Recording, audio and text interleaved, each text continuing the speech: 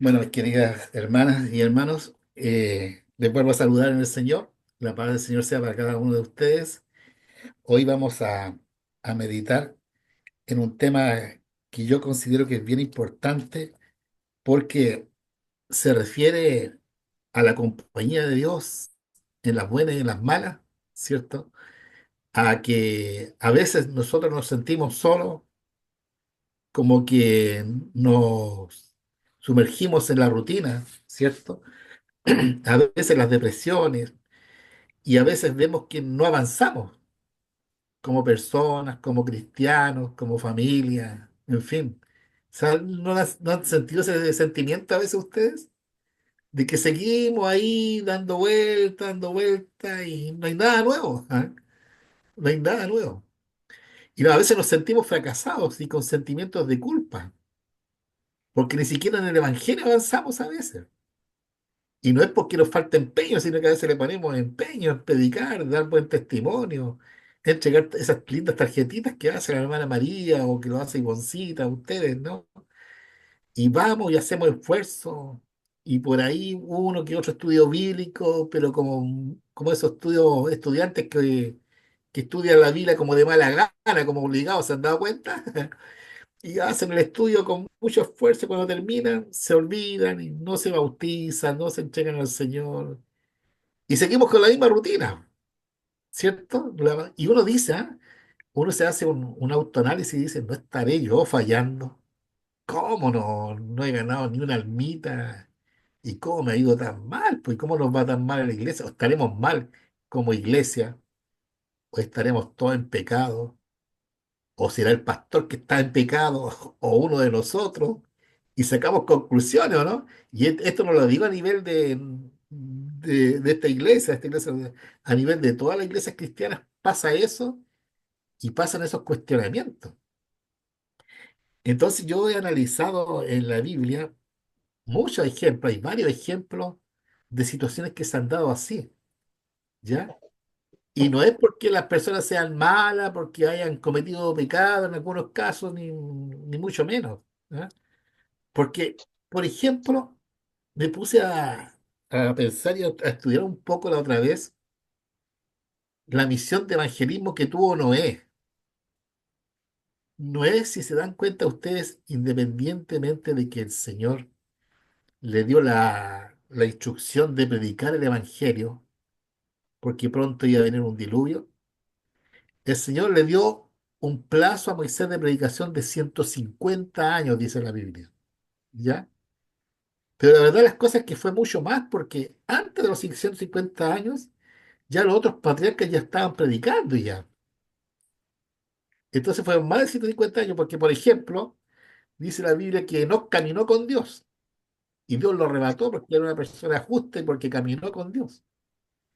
Es decir, que si está diciendo que Enoc caminó con Dios, es porque habían otros que no caminaban con Dios. ¿Se dan cuenta? ¿No? Y fíjese que Noé con tanto esfuerzo, hermanos, que predicó a esa gran multitud, a esa generación, que era mucha gente, y era gente inteligente. Bueno, ahora la teoría de la evolución dice que el ser humano ha ido avanzando de menor a mayor. Y ustedes saben en toda la teoría que una célula, que el pescadito, que el monito, hasta que llegó al ser humano, y después va a llegar un momento que vamos a ser tan inteligentes que vamos a llegar a tener la cabeza grande, cabezones e inteligentes. ¿Ah? Y vamos a estar en comunicación con los extraterrestres y todo eso que dice la teoría de la evolución. ¿Ya? Pero la Biblia enseña algo al revés. Dice que Dios creó al ser humano inteligente, muy inteligente, con hartos años de vida, y que a través del ¿Verdad? tiempo el ser humano ha ¿Verdad? ido degradándose. ¿Sueño? ¿Mm? ¿Que Dios sueña? El ser humano se ha ido ¿Me está degradando, escuchando? ¿cierto? Entonces, y cada vez vamos de mal en peor. Eso es lo que dice la Biblia, lo que dice el Señor. Y yo le creo a la Biblia y es así. ¿Ah? Entonces, el ser humano antes era inteligente, una mente amplia, de mucho desarrollo, ¿cierto? Tenía habilidades que nosotros las hemos perdido, muy buena salud, vivían cientos de años, ¿ah? Cientos de años, estábamos hablando de 700 años, 900 años, en fin. de mucha vigor de vida, recién salidos de la mano del Creador, imagínense. Hay estudios científicos que dicen que el ser humano seguramente en aquel entonces, los antediluvianos, tenían tecnología avanzada y mucha tecnología tampoco lo necesitaban porque eran tan inteligentes que hasta su capacidad visual era muy profunda, muy perfecta. Su mente, su intelecto, eran personas inteligentes y eran mucha cantidad de seres humanos. ¿Ah? Si imagínense que hay estudios, estuve leyendo yo que hay diversos estudios, ¿cierto?, de científicos que de acuerdo a la población, de acuerdo a la geología de aquel entonces, ¿cierto? A la explosión demográfica, ¿cierto? Se piensa que en aquel entonces había, hay unos estudios que dicen que había entre 5.000 millones de personas, entre 5.000 a 10.000 millones de personas. Y hay otro estudio que dice que había entre 5.000 y 17.000 millones de personas, considerando que ahora en el planeta Tierra tenemos 8.000 millones de personas. O sea, si eran 5.000, vamos por la parte más baja, si eran 5.000 millones perdón, de personas, andaban por ahí con los habitantes que tenemos ahora. Porque pensemos que el continente antiguamente, antes del diluvio, era un solo continente. ¿Cierto? Era un pedazo de tierra gigantesco unido y el mar era mucho más pequeño que el que tenemos ahora. No estaba el océano Pacífico, no estaba el océano Atlántico, ¿cierto? Ni los otros océanos. Había un solo océano. Después del diluvio, ¿cierto? Salieron las montañas, las quebradas, los ríos, ¿cierto? Y se formaron los continentes por el cataclismo que hubo. Pero antes no era así. Y había mucha cantidad de gente. ¿Ah? Y esa gente se fue pervertiendo, degradándose, pervertiéndose, pero con salud, con vida. ¿Ah? Se dice que había muchas personas, si usted analiza las genealogías, por ejemplo, de los patriarcas antiguos, hablemos de Adán, Matusalén, todos esos personajes que vivieron cientos de años, llegaron a ser contemporáneos de Noé, alcanzaron a conocer a Noé. Usted analiza los años y se da cuenta que en el tiempo de Noé vivieron. Adán estaba ahí viejito, abuelito, era el tatarabuelo de Noé.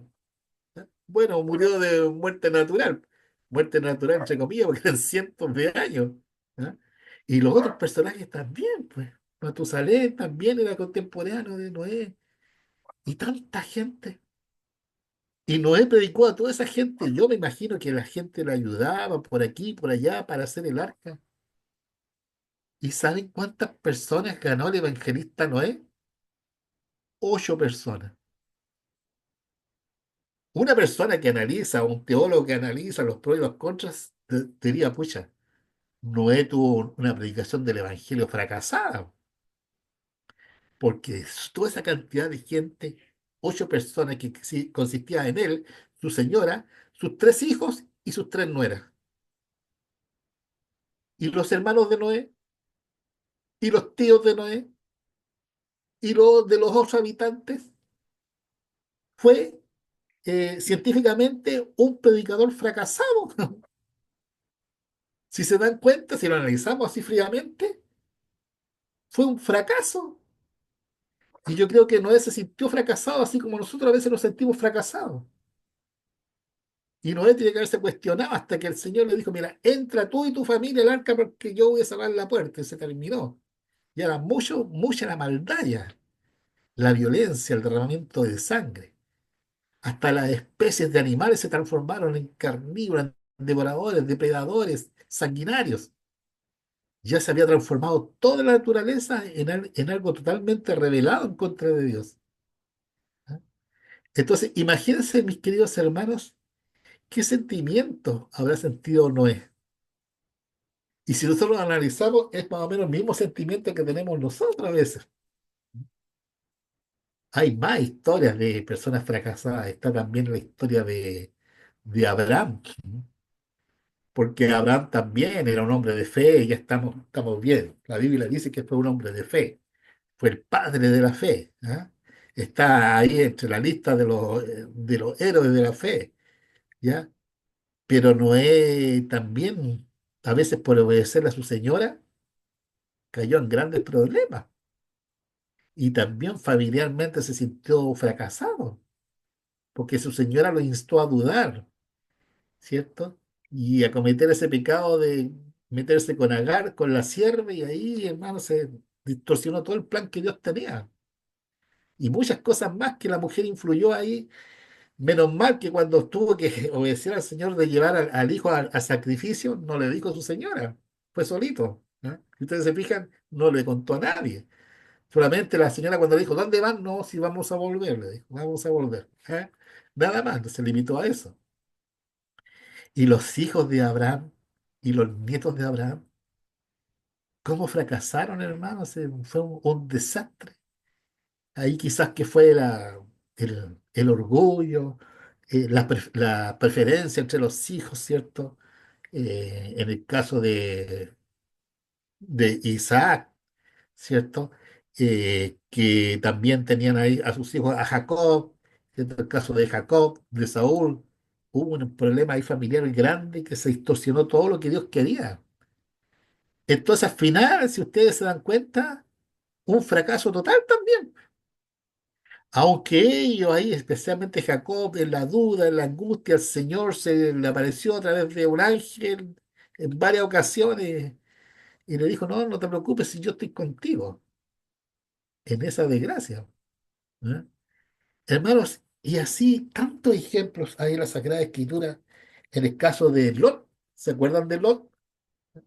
Lot también, un fracaso rotundo, hermanos. Lot se fue a la ciudad, a esa ciudad de Sodoma y Gomorra, ¿cierto? Ahí a habitar, a predicar el Evangelio también de esa época. Y fue un fracaso porque cuando llegaron los ángeles a destruir Sodoma y Gomorra, Lot estaba sentado a la puerta de la ciudad, dice la Biblia. Y en aquel entonces, en las puertas de las ciudades se hacían los juicios, eran los tribunales. Entonces daba a entender de que Lot estaba peleando sus argumentos de principios. Y nadie le hacía caso porque estaba ahí en la puerta de la ciudad, fracasado, ¿cierto? Porque sus argumentos, quizás de testimonio, la gente no le hacía caso, estaba la gente totalmente cerrada en su mente de pecado, ¿ya? Y cuando llegó el momento de que la ciudad iba a ser destruida, a empujones lo sacaron los ángeles de ahí, ¿cierto? A él, su señora y sus hijas, y sus dos hijas. Pero siguió el fracaso porque Lot salió arrancando y dice que el Señor le había dicho, no miren hacia atrás, no miren hacia atrás. Y la señora de Lot miró para atrás, recordando quizás a sus amigas, a sus vecinas, a sus amigas de compañía, de sus trabajos, quizás que tenía en su corazón la señora de Lot que miró hacia atrás, su lavadora último modelo, pues, sus comodidades a lo mejor, ¿cierto? Pero no miró hacia adelante, tenía que mirar hacia adelante al Señor y miró atrás y se convirtió, dice la Biblia, una estatua de sal, ¿cierto? Y Lot, como esposo, qué fracaso habrá tenido. Y se fue a vivir con sus hijas. Y sus hijas llevaban en su corazón el pecado de Sodoma y Gomorra, las costumbres, es increíble cómo en una ciudad uno se contamina, su mente contaminada, que entre ellas conversaron, dijeron, tengamos sexo con nuestro papá para que tengamos hijos.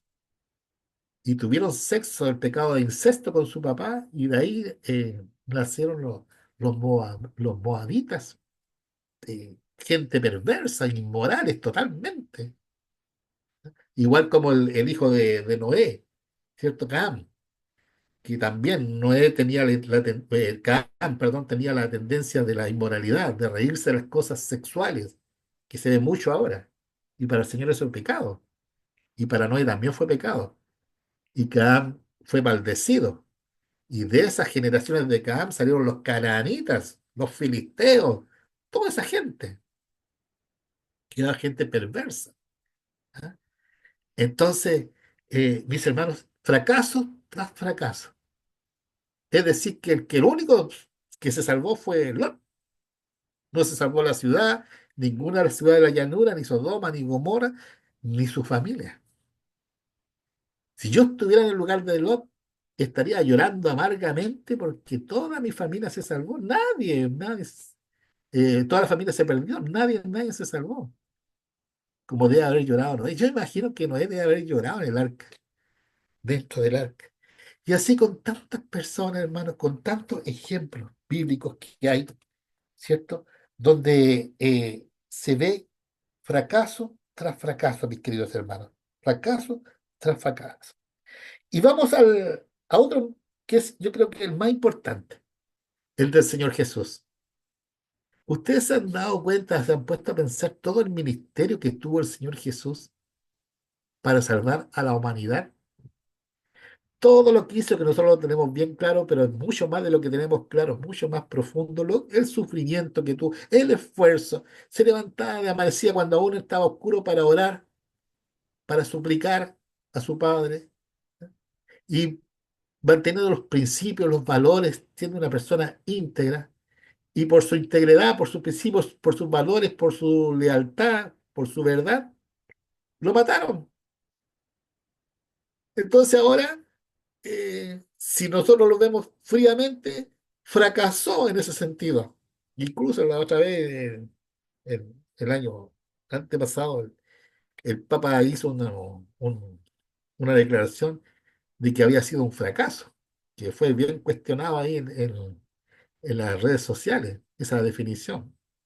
Claro, el mundo lo ve así, pero tenemos un Dios tan maravilloso, hermanos, tan maravilloso, que los fracasos el Señor los convierte en victoria. Y ese aparente fracaso del Señor Jesús, porque los demonios estaban felices porque mataron al Hijo de Dios, lo habían matado, ¿cierto? Y yo pienso que cuando baja el ángel, corre la roca, debe haberle dicho al Señor Jesús, tiene que haber dicho, ven, fuera, tu padre te llama, ¿no? O el Señor lo resucitó en ese momento, yo creo que los demonios temblaron de terror porque Jesús fue resucitado, un ser humano resucitado. Y tiene que haber estado la pelea, ¿no? Entre el diablo y Dios, ¿cierto? ¿Cómo lo va a resucitar si es un ser humano? Sí, un ser humano, pero no pecó. Y la ley bien clara, ¿cierto? El que peca es de morir y él no pecó. Así que fue resucitado en victoria, Señor Jesús, para beneficio de toda la humanidad. Ahora Jesús representa a toda la humanidad. Entonces, ese aparente fracaso fue una gran victoria. ¿Ah? ¿Y qué decimos de nosotros? Todo el esfuerzo que hacemos para predicar el Evangelio, todo el esfuerzo que hacemos por ser mejores, por ser más buenos, un poquito más buenos, ¿cierto? Tenemos la gracia del Señor, sí, pero igual queremos ponerle empeño y vemos que no avanzamos, ¿cierto? Y pucha, habré hecho algo malo, estaré en pecado y le pedimos perdón al Señor y hacemos compromiso con Él y la cosa sigue igual. ¿No le ha pasado ese sentimiento? Y estamos como en una rutina y ahí estancados, estancados, ¿cierto?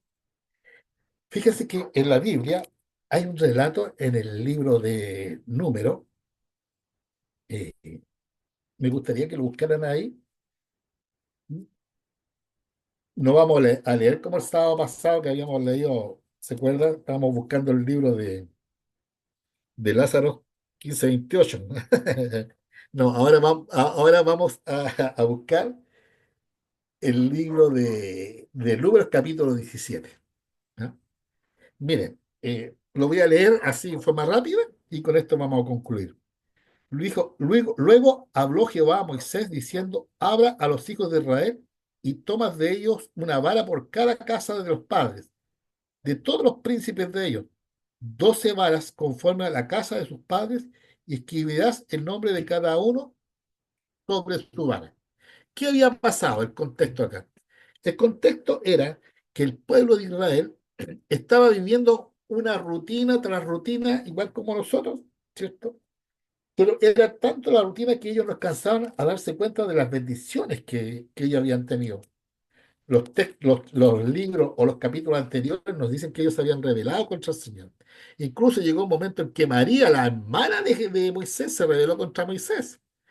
Y también Aarón también se había rebelado contra Moisés. Es decir, había llegado a tal punto la desconfianza por la rutina, dando vuelta en el desierto, que había llegado un asunto de desconfianza mutua y de depresión y de desánimo. y de mucho desánimo, el pueblo desanimado, los líderes desanimados, y contra Moisés. Y yo creo que Moisés también estaba desanimado. Yo creo que también Moisés estaba desanimado porque era el líder principal y no avanzaba. Pero se habían olvidado que el Señor había mandado el maná, que se habían olvidado que el Señor lo había alimentado con codornices cuando quisieron comer carne, ¿cierto? Se olvidaron de muchas cosas, ¿eh? Porque así somos nosotros. A veces nos desanimamos y nos olvidamos de las cosas que el Señor ha hecho para atrás. Hoy día venía caminando a mi casa y me empecé a acordar de grandes cosas que el Señor ha hecho conmigo y que se me habían olvidado. Y hoy día me acordé cuando venía así, Señor, realmente tú me has dado tantas cosas que ¿por qué no me dar, no me vas a sostener de aquí para adelante si me sostuviste anteriormente? Hiciste grandes milagros en mi vida, tengo testimonios bonitos que contar. ¿Por qué me vas a desanimar? Porque yo andaba un poquito desanimadito en este mismo tema, pensando la rutina, y por eso es que saqué este tema a fondo. A uno lo bajonea un poco, pero es bueno recordar cómo Dios nos ha bendecido y eso nos da ánimo, ¿ya? Entonces, aquí se llevó el caso ante la presencia de Dios, ¿ya? Mira, Señor, aquí está el pueblo desanimado, ¿cierto? Ya nadie quiere avanzar, estamos aquí en la rutina, y el Señor le dice a Moisés, mira, dile al pueblo que cada uno traiga una vara, y esa vara pélenla, sáquenle la corteza, ¿ya? Y cuando la pelen, pónganle el nombre de cada tribu, cosa que va a representar, cada vara de cada tribu, que son 12 va a representar a una de las tribus de ustedes, es decir, va a representar al pueblo completo, ¿ya? Y a su vez, ¿cierto? Esas 12 varas, tómenlas, que están cortadas, ¿cierto? Y júntenlas también con la vara de Aarón, que la vara de Aarón era la peor de todas las varas. ¿Por qué razón? Porque era la que estaba más seca, ¿cierto? Quizás cuántos años la usó Aarón, ¿cierto? Y déjenla ahí en el santuario, ¿ya? Entonces, y van a ver lo que va a suceder al día siguiente. Y a través de ese simbolismo yo les voy a responder a ustedes cuando anden desanimados, cuando piensen que yo los tengo solos, que los tengo abandonados. Ahí yo les voy a hacer un milagrito para que se reconforten, ¿ya? Y el versículo 3 dice, y escribirás el nombre de Aarón sobre la vara de Leví, porque cada jefe de familia de sus padres tendrá una vara. Y las pondrás en el tabernáculo de reunión delante del testimonio, donde yo me manifestaré a vosotros. Y florecerá la vara del varón que yo escoja, y haré cesar de delante de mí las quejas de los hijos de Israel con que murmuran contra vosotros. Y Moisés habló a los hijos de Israel, y todos los príncipes de ellos le dieron varas, cada príncipe por la casa de sus padres, una vara, en total 12 varas. Y la vara de Aarón estaba entre las varas de ellos. Y Moisés puso las varas delante de Jehová en el tabernáculo del testimonio. ¿Ya? Y aconteció que el día siguiente vino Moisés al tabernáculo del testimonio, y he aquí que la vara de Aarón de la casa de Leví había reverdecido y echó flores y arrojó nuevos y producido almendras. Entonces sacó Moisés todas las varas de delante de Jehová a todos los hijos de Israel, y ellos lo vieron y tomaron cada uno su vara. Y Jehová dijo a Moisés, vuelve la vara de Aarón delante del testimonio, para que se guarde por señal a los hijos rebeldes, y harás cesar sus quejas de delante de mí, para que no mueran. E hizo Moisés como le mandó Jehová, así lo hizo. ¿No? Miren qué impresionante. ¿No? En unas cuantas horas, el día siguiente, Moisés fue y se dio cuenta que la vara de Aarón, que era una vara de almendro, casi apolillada, vieja, reseca, en la noche había brotado. Tenía flores todavía. Y tenía almendros. Era una vara de almendros. Y estaba verde. Fue un milagro maravilloso. El Señor le había dicho, ¿sabe qué? Pelen las varas. ¿Por qué? Porque si estaban las varas peladas, ¿cierto? Sin la corteza, menos posibilidades tenían de brotar. Porque no falta usted, no, porque estaba verde, que aquí, que acá. No, no, no, no había ninguna posibilidad de que brotaran. Menos que le salieran flores y menos que tuvieran almendros, ¿ya? Entonces, el Señor les demostró con eso, mira, yo estoy con ustedes. y yo estoy dirigiendo al pueblo, y yo estoy dirigiendo a Aarón, y yo estoy dirigiendo a Moisés, a pesar, a pesar de que Aarón se había portado malito, porque había estado hablando en contra de Moisés. A pesar de que Aarón no fue un muy buen dirigente, porque fue el que llevó al pueblo, ¿se acuerdan ustedes?, a hacer un becerro de oro, y el Señor se había molestado. Es que el origen principal del Señor, el Señor quería siempre que floreciera la vara de Moisés. Pero como Moisés, les comenté la otra vez cuando fue llamado, puso tanto cuestionamiento, que soy tartamudo, que me cuesta, que me da miedo, el Señor se enojó, dice en la Biblia, se enojó contra Moisés, dijo, ya, entonces Aarón va a hablar por ti, ¿cierto? ¿Te acuerdas de ese hecho? ¿Y cierto? Entonces yo voy a hablar a ti y Aarón va a interpretar, ¿cierto? Ahora Aarón y la vara de Aarón. Debía haber sido la vara de Moisés, se perdió una gran oportunidad a Moisés. Entonces el Señor dijo, ahora, como testimonio, guarden esa vara de Aarón florecida y las van a guardar en el arca del testimonio, en el arca del pacto, que era un cajoncito de madera de acacia forrada en oro, ¿ya? Y la tapita, el propiciatorio que se llama, ¿cierto? Era de oro puro. Medía más o menos casi 1,12 m, más o menos el largo del cajoncito. Entonces, supongamos que la vara de Aarón medía 1 m, 1,10 m, ¿ya? Y la pusieron dentro de esa arquita. Además, en esa arca quedó la ley de los 10 mandamientos. La de piedra, ¿se acuerda que hubo una ley de los 10 mandamientos que Moisés la rompió? Y después hubo otra que se le dio también de piedra. Esos 10 mandamientos también están dentro del arca y se guardaron ahí. Y aparte de eso, un pedazo de maná guardado en esa cajita. Esa era la caja del propiciatorio, y en la tapa del propiciatorio había dos ángeles cubriéndose el rostro de oro macizo, ¿cierto? Cubriéndose el rostro en señal de reverencia, porque ahí estaba la presencia de Dios. Cuando llegó las invasiones, después con el tiempo, los babilónicos, etcétera, esa cajita, esa arca del pacto desapareció. La escondieron los sacerdotes para que los pueblos paganos no fueran a hacer afrenta sobre ese trofeo, ¿cierto? Sobre esa reliquia. Y se dice, los estudiosos bíblicos y teólogos, que esa cajita en algún momento va a aparecer, ¿ya? Muchos estudiosos dicen que antes que aparezca esa cajita, cuando aparezca esa cajita, perdón, va a ser una de las señales de que el Señor va a haber predicado todo el Evangelio. Va a ser impresionante encontrar esa arca ahora en nuestra generación. Ahora con tanta tecnología yo creo que la van a encontrar.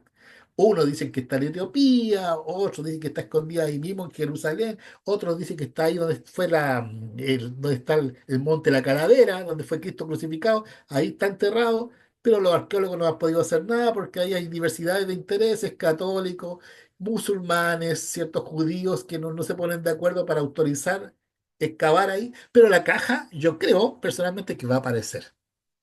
Y se parecieran a esta fecha, hermano, y las verían, va a ser impresionante. Se van a encontrar adentro con la vara de Aarón florecida. Se van a encontrar con los 10 mandamientos de piedra. Ahí, en esta época, imagínate encontrar eso. Yo estoy soñando así, ¿ah? En mi fe. ¿Ah? Y se van a encontrar con el pedazo de maná. Hay un simbolismo muy hermoso acá, muy hermoso. Porque el Señor te está diciendo, mira, yo les voy a dar un ejemplo. Cuando ustedes estén en problemas, porque la vara significa, lo que comentamos la otra vez, ¿cierto? Que es el báculo, representa nuestra miseria, nuestras derrotas. Como hablamos de la derrota, la vara representa la derrota. Ahí están las derrotas de ustedes. Pero yo estuve con ustedes porque la hice florecer. Ahí adentro de la cajita está eso. Mi ley eterna. Ahí está dentro de la cajita. Y el sustento diario, el maná, que es el símbolo de sustento diario, también está dentro de la cajita.